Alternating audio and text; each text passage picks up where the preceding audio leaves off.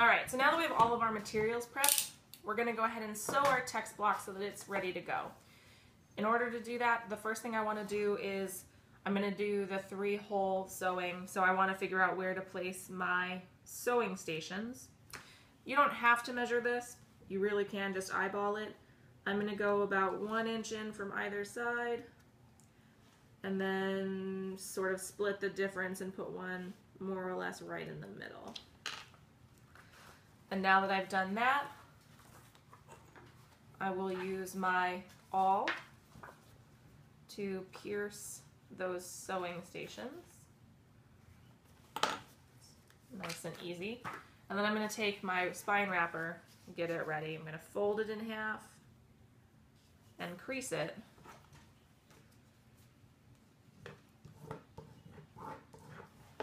Then line it up on my spine, fabric side in, remember, because when I case this into my book, that's what's going to show. I want the paper side on the outside, that's what I'm going to glue down. So I'm going to hold that in place and just carefully make sure that I also punch the sewing stations through the cloth as well.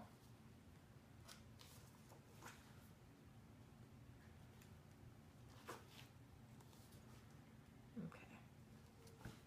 The next thing I need to do is get my thread ready. I'm going to use a nice blue that matches what I'm working with. You can use the wax linen. This is actually a thin hemp, which is pretty nice. I am going to make it about 3 times as tall as my text block. So 1, 2, 3. I prefer to work with a little more than I think I ultimately will need because it's better to have to trim some off than to not have enough to work with. Because this is hemp and it's not waxed, I'm also just going to wax it. I've got this block of beeswax. You can buy this at the art supply store if you'd like to do that so that you can use different threads. And just give it a few passes. You could see, well, maybe I don't know if you can see, but I'll give it a few passes and it becomes stiffer than it used to be, and that'll help make sure that it doesn't fray while I sew. So now I'm ready to sew. I'm going to go ahead and thread my needle. I'm not going to tie a knot, I'm just going to leave it hanging. And I'm going to grab up my text block. And I'm going to start by sewing from the outside in. Remember that whichever direction you sew, and you can choose, the way that you go, either from the inside or from the outside, is where the knot will wind up. So if I sew in from the outside, my knot will wind up out here. If I sew in from the inside, my knot will be in the inside of my book. I want mine to be hidden, so I start on the outside. And I sew through that center sewing station. I want to leave a tail of a couple inches, maybe almost as wide as my text block, because I don't want to accidentally pull through the book while I'm sewing and have to start all over. So now I'm going to jump over to the topmost sewing station and go out from the inside. Checking my tension as I go. And I'm going to go ahead and skip the middle. Remember, this 3-station sewing for pamphlets is sometimes sort of nicknamed skip the middle. And I'm going to go through the final hole down here at the bottom, from the outside to the inside, checking my tension. And to finish it off, I want to close this gap, so I'm going to sew through the middle to the outside again. And then tie this off with these 2 thread ends in a double knot so that everything will stay nice and tight.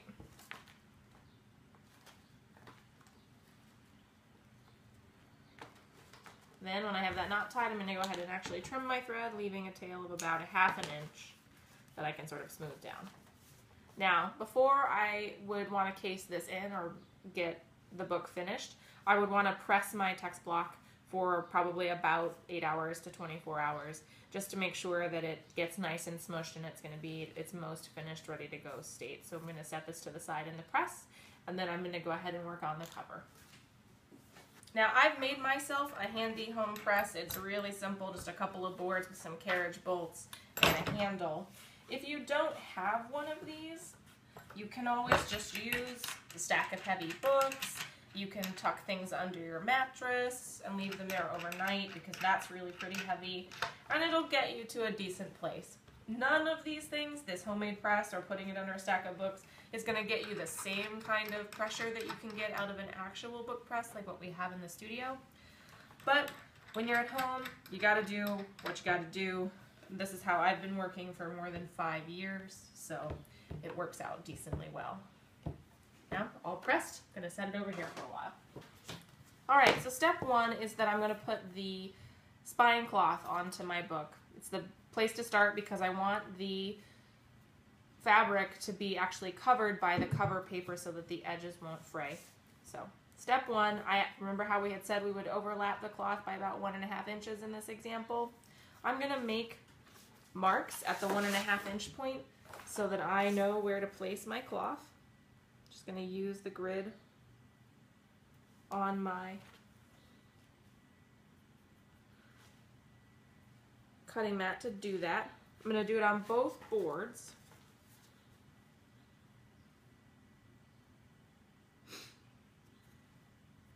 One and a half inches in from the side.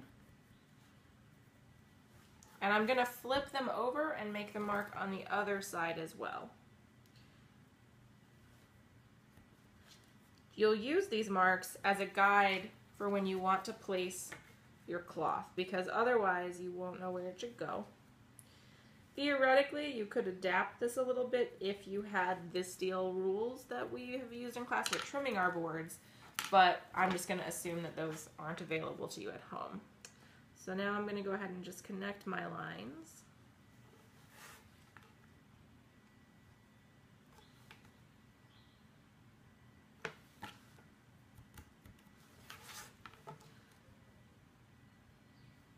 So you can see them a little bit better. Okay, so that's what I'm aiming for. I want this space right here to be about 1.5 inches. And I'm able to mark and draw all over this board, no problem, because everything will cover it up. So now I'm ready to start gluing. I'm going to take my glue sheet, get out my brush. I know in class we're using the foam brushes. They're cheap and really easy to just dispose of when they get gunky. But at home, where you can take better care of it, it's worth investing in an actual paintbrush or something along those lines, just because it's easier to work with. It's much more durable. As long as you keep it clean, it'll last you a pretty long time. Get some glue going, and I'm just going to glue in that space between the edge of my cover and the line that I've made as my guide. If I overlap a little, it's okay. And you'll see I'm putting down a decent layer of glue, you know, enough that it's going to stick. But I really try never to work with more glue than I absolutely have to. Okay, so now I'm ready for that. I'm going to go ahead and take my spine cloth, line it up with that pencil mark, and I want to leave even overhang at the top and bottom so that I have plenty of room to trim later on and do my turn-ins. And be careful, your book cloth can slide around. This glue, this PVA glue, which is especially made for bookbinding, is pH neutral, but it is kind of liquidy, which means that your stuff can slide around if you're not careful. So just double check everything. I press it down really well. I might even come over and make a pass with my bone folder. And that's where I'm at right now. So now what I want to do is attach the other cover board to this. You'll see I've got my pencil marks there. I just left them at the top and bottom on this board because that's a good enough guide. What I'm going to do is the same thing I just did. Glue up the board. Got a little more than I wanted there. In that 1.5 inch space I created. Again, a good enough layer, but not a crazy amount of glue. And now I'm going to flip this over. I'm going to take a ruler and I'm going to put it along the bottom of my cover, because when I place this board, I don't want it to be off. I don't want it to be a 1/4 inch higher than the other board. I want them to line up exactly the same. I'm going to use my pencil marks as guides. I'm going to lay this down, making sure that the cloth lines up with my pencil marks. And just check the bottom. Make sure that that's all working out okay. And when I feel good about it, I'm just going to press it down really well. Surface, make sure I didn't get glue anywhere that I don't want it. In fact, move my glue sheet out of the way. Take my bone folder, just smooth everything down, and just really get it nice and set all the way around. So this is where we're at. We've got our spine cloth applied, we've pressed it down nice and even, and now we want to go ahead and add our cover paper. Before I can do that though, I need to know where I want to place that, and I do want it to overlap the cloth just a little bit so that the paper covers up the edge, because as I've said, the cloth can fray with time, and you want to make sure that that's a nice finished edge so that the cloth is covered, it can't fray. To do that, I'm going to take my ruler and I'm going to go ahead and line it up with the edge of the cloth and then measure in about 1/8 of an inch onto the cloth and make a pencil mark.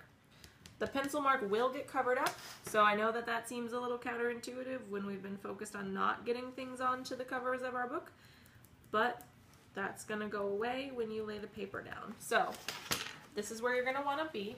Got a pencil mark in each corner just inside the edge of the cloth. Now, if you want, you could go a little further. You could go maybe about 1/4 of an inch instead of 1/8, but I like to work with about 1/8 of an inch. Once I've got that ready, I'm going to go ahead and grab a glue sheet. Just get my backup one ready too. And I'm going to go ahead and apply a thin layer of glue to the bookboard. I really like to only put glue on the bookboard whenever I possibly can, because when you try to glue up paper, it gets really wrinkly. Now, that being said, when I'm doing this, I also don't want to get glue onto the cloth because it's really easy to accidentally get it where I don't want it, or to put down a thick glob that accidentally gets smushed out onto the cloth when I press the paper down. So I'm applying a decent layer. It's not going to dry up on me, but a thin layer, and I'm going almost all the way over to the cloth, but not all the way. You can see I've left a little bit of a gap. So now, get my other glue sheet ready. It's all nice and dry and clean. I'm going to take my piece of cover paper, and I'm going to put a thin layer of glue along this long edge. I want to put it about 1/2 inch over. I'm just going to lightly dab it on. You'll see I didn't even dip my glue brush after applying it to the cover. And you can see it immediately starts to curl up and wrinkle a little bit. Now, what I can do is take the glued up edge and line it up with my pencil marks, just covering those over so that they're hidden, but using them as a guide.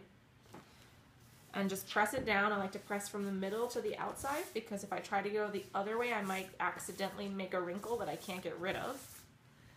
And then I'm just gonna really make sure I got everything pressed down. Work the edges so that they're sort of creased already when it's time to trim. And then what I'll do next is I will add the other piece of paper. So I'm going to go ahead and add the other piece of cover paper. I do have a pattern on this, so I want to make sure I'm being mindful of that. I don't want my flowers to go down on one side and up on the other. So when I glue up my edge, it's going to be this edge because I want the flowers to point in the same direction. So exact same process we just went through. Grab my glue sheet. And then I'll lightly apply a layer of glue to the cover. A note about glue sheets. A lot of folks will advocate for using your glue sheet and immediately throwing it on the ground. Getting rid of it as soon as you're done using it and it's got glue on it. Because they are really wanting to be mindful that you don't get glue anywhere you don't want it. It's really a smart choice if you've got a lot of paper and you feel like that's an okay thing for you to do. I, on the other hand, am a little more thrifty and I like to be mindful of my materials. I do try to use my glue sheets a couple times because you can see I didn't get a lot of glue on here. So I'm going to set it over to the side and let it dry. But I do have to be very careful not to accidentally pick one up that I've used and set it back down and get glue all over my book, which would be a sad thing. So, okay, now just double checking my pattern. I'm going to glue up this edge of my paper. Same process, about 1/2 inch along that long edge. Get rid of my glue sheet and line it up with the pencil marks.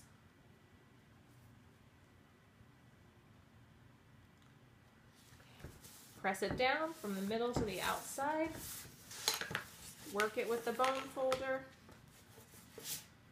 And then just articulate those edges. And this is where we're at. We've got our cover with all the elements attached, now we're going to need to trim and turn it in.